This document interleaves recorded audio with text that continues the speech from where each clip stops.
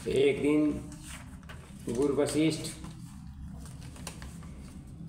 अपने घर में बैठे विश्वामित्र की मुक्त कंठ से प्रशंसा कर रहे थे।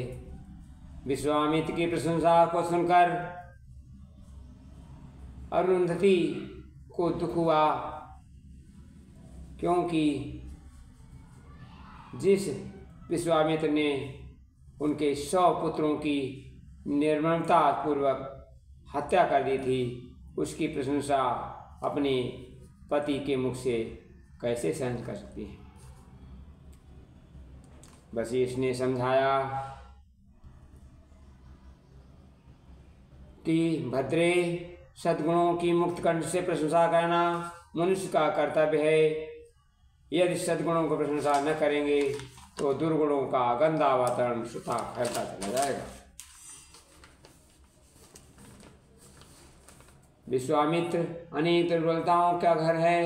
विश्वामित्र में वस्तुतः एक ही दोष है, अन्य दुर्बलताएं उसके इर्द गिर्द घूमती रहती हैं।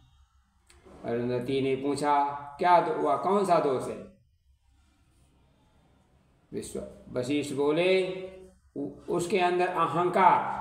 वे अपने तपस्या के समान किसी दूसरे का तप नहीं मानते, मात्र अहंकार ही उनका दोष है। अहंकार से ईर्ष्या, द्वेष, क्रोध और विक्षोभ उत्पन्न होते हैं।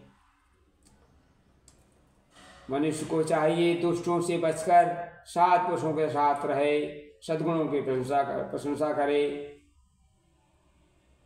मैं विश्वामित्र के दुर्गुण को न देकर उसके सद्गुणों की प्रशंसा करता हूँ। संयोग की बात, विश्वामित्र वशिष्ठ जी की कुटिया के पीछे छिपे संवाद को सुन रहे थे।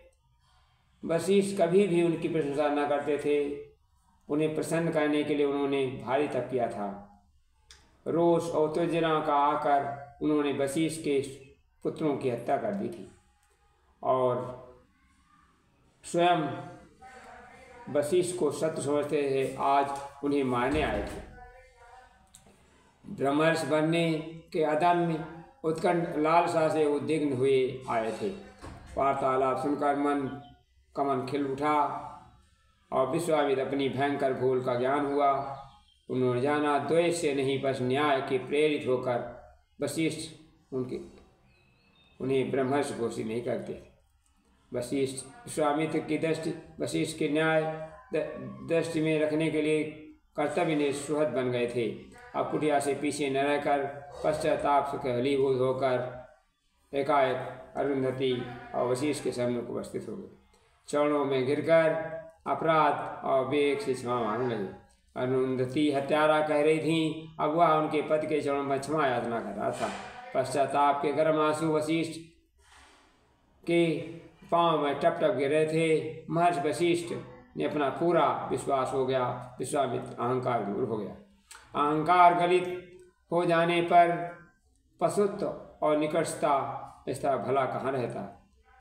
वशिष्ठ ने अपने चरण पकड़े हुए विश्वामित्र को बड़े प्यार से आत्मीभावना उठाते हुए संबोधित करा, उत्तिष्ठ ब्रह्मर्षि, हे ब्रह्मर्षि उठो। विश्वामित्र चकित हो गए। उन्हें अनुभव हो गया, अब भीतर उनका सब भीतर बदल गया। मित्रों, गायत्री मंत्र में वो शक्ति है जो हमारे सारे अहंकार, दर्प, काम, क्रोध सब दूर करके ब्रह्मर्षि बना देता है। जिस तरह विश्वामित्र ब्रह्मर्षि बन गए, आपके सभी कार्य गायत्री मंत्र की प्रेरणा से सिद्ध हो सकते हैं। धन्यवाद।